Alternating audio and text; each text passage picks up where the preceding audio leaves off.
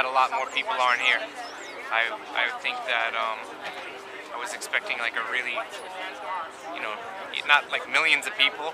That would be nice, but you know, I was expecting quite a few more people. But it doesn't change. It doesn't change my opinion about anything, and I think that it's important to like keep spreading like the ideas of like solutions to like our problems, and because we have the technology and we know how to do it. So I think that that's something that hopefully will keep spreading and spreading.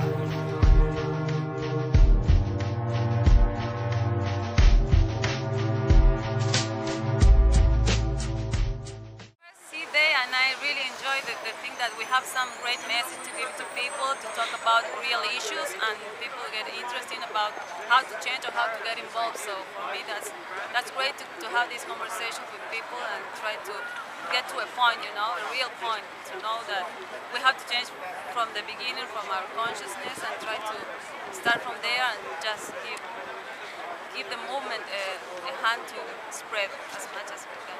Mother Earth, Mother Earth. So I'm trying to get attention to people who cares about Mother Earth, that we have one world and we need to take care of that. So just trying to work together.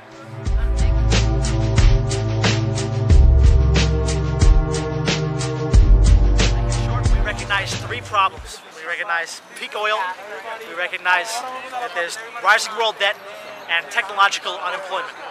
So the first problem, peak oil, is basically in the 1970s, oil production peaked. After the 1970s, going forward, there's a decrease in the amount of oil we discover and that we're able to pump out of the ground. So within our lifetime, there won't be enough oil, not enough energy to sustain the current world population.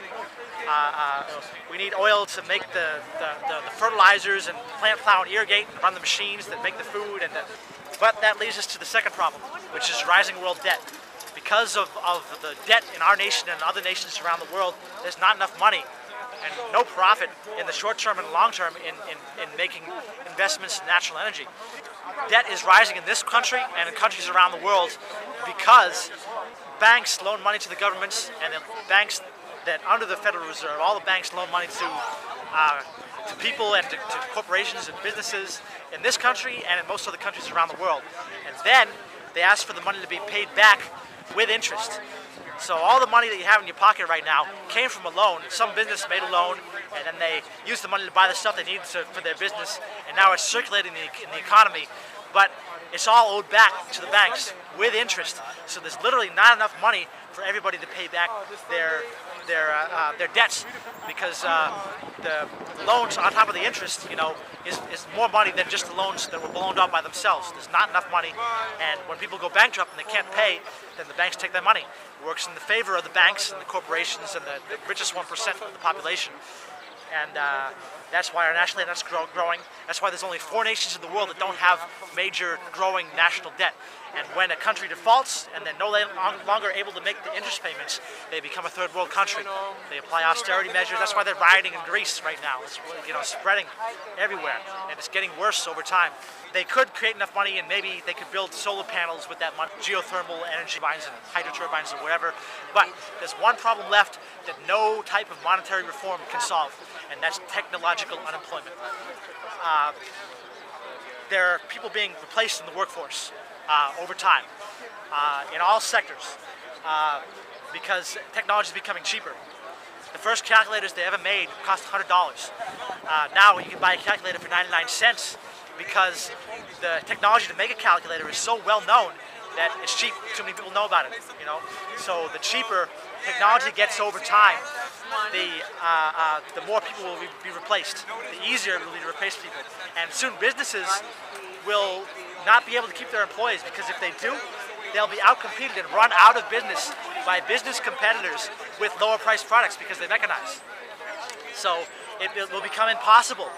Within our lifetime, most likely, it will become impossible to trade labor for money and money for goods and services, because people can't work because machines are doing the work. So what we want to do is we want to use machines to serve people. We want to build wind turbines and solar panels that make the machines run, that build the products that people need, and give them away to people.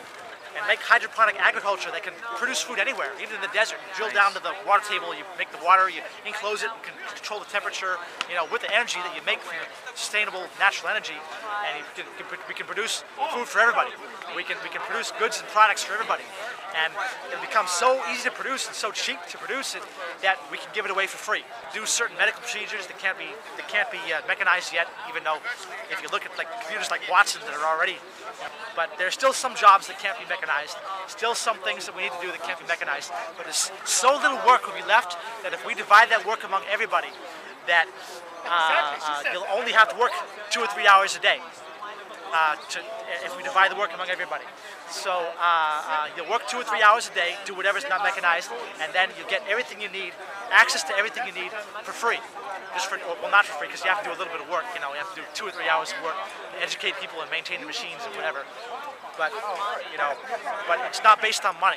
You do whatever you're interested in, because people are more productive when they do what they're interested in, and then we give you the stuff that are the fruits of all that technology and all the machines and whatnot. So, but we need you to tell people about it. We need a lot of people to tell more people, to have a critical mass of at least 1/3 of the population, so that we can build that society with those natural renewable energy sources and those machines that serve people and create everything that people need. We need a lot of people behind it so that the government can't shut it down, so that the 1% of the population that owns 40% of the world's wealth, that finances the campaigns of politicians, and decides who's in office, where we need for them, when they send the police and the military and whoever to shut the facility down, they're going to ruin the economy, we got to stop them, we got to shut the facility down, we got to get them out of there. When they send those people, it'll be like Egypt. The police will join the movement because police and military officers want to protect and serve the community that they're part of. And they will join just like they joined in Egypt. We have enough people behind it standing there saying, no, we will not let this be shut down. We need this and you need it too. And when we have that critical mass, we can start it. The faster you tell more people about it, the faster we can make this a reality. And you only have to work a couple hours a day and get whatever you need for free.